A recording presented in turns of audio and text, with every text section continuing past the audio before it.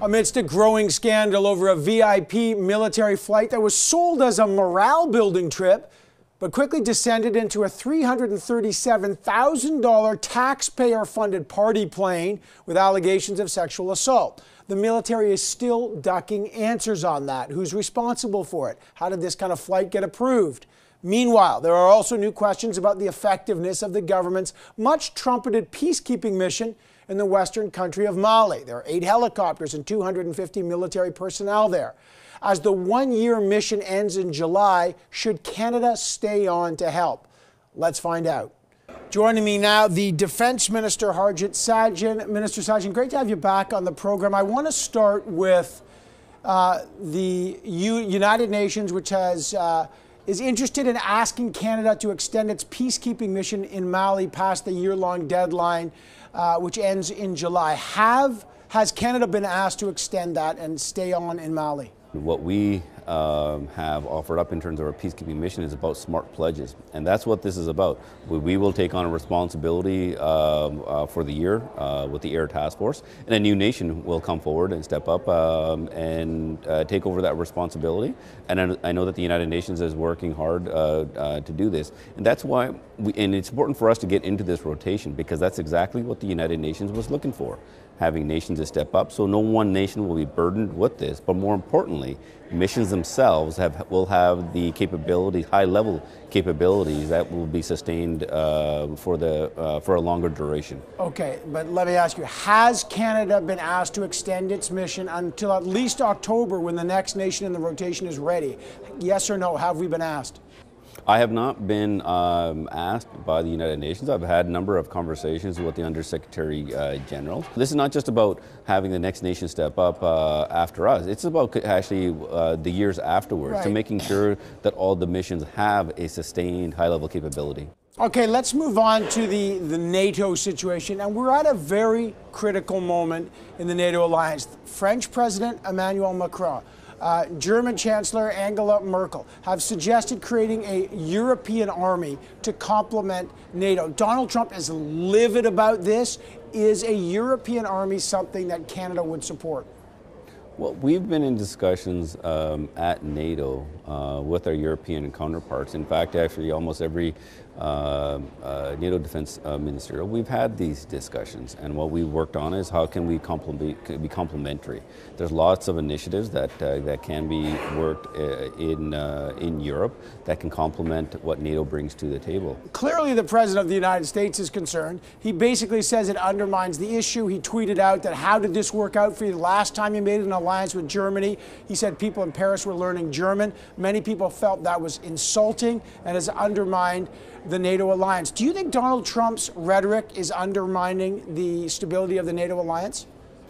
I think we've had discussed situations like this before, and it's up to the White House to characterize, what they wish. But one thing I can tell you is that at the NATO summit and the work that's been done at NATO, that not only the unity is strong, we're working towards a greater interoperability, and we are actually demonstrating this tangibly on the ground. Let me try to get some straight answers about this booze-filled VIP trip that was there to support the troops. It's led to charges against former NHL player Tiger Williams, who was on it back in December of 2017, as Ottawa Citizen's David Pugliese has reported extensively about. On this trip that cost taxpayers about $337,000, the chief of the defense staff knew about the flight. His office planned it. They provided the booze. There are allegations of sexual assault. There are open drinking. There's the massive tax bill. Question: when did you exactly learn about this flight, and who has been made accountable for the zoo that took place on that flight? Well, one thing I want to say, Evan, when it came to this situation, not only it was identified quickly, it was briefed up, including to myself, and action was immediately taken. because this type of behavior is completely unacceptable.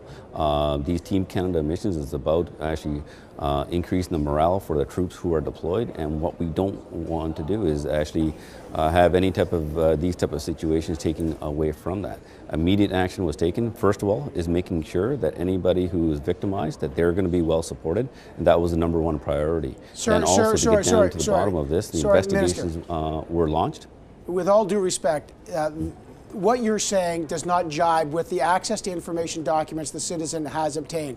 In fact, the first priority was to make sure the media didn't know about it, as Pugliese has pointed out multiple times. There was no concern about the victims. There was all sorts of detailed documents that show that the opposite has been true, that the Defense Department tried to mislead the public, tried to bury this, and that concerns about the victim was actually last. It was much about protecting people's behinds there. Accountability does not seem to be transparent, sir. That's what the documents show. No, Evan, I can't actually completely disagree with you on this one. When it comes to the access to information, access to information is not about asking a question. It's about receiving a series of documents and someone trying to extrapolate what's received in those documents without the appropriate context. I'm answering you directly exactly what the actions were taken, and that's how it took place.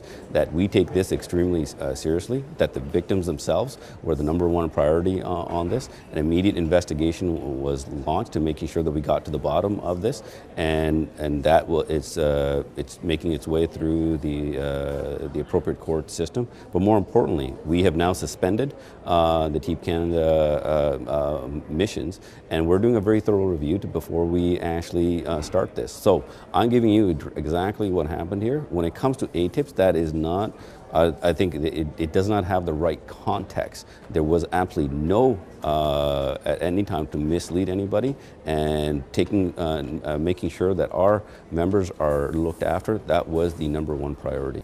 The question is that the number of sexual assaults reported to military authorities more than doubled last year. All right. What signal does it send when reports like this come out, that there's booze-filled trips like this, and military authorities are receiving 111 reports of sexual assault between 2017 and 2018? Well, first of all, it is absolutely unacceptable that any incident like this is happening. This is something not only that we're taking very seriously, we're having an independent look at this, but more importantly, as we move forward, we're going to continuously learn to making sure that not only we're going to find ways to know how to prevent this, but more importantly, creating that environment within the Canadian Armed Forces that's inclusive and that's free of sexual harassment is our #1 goal.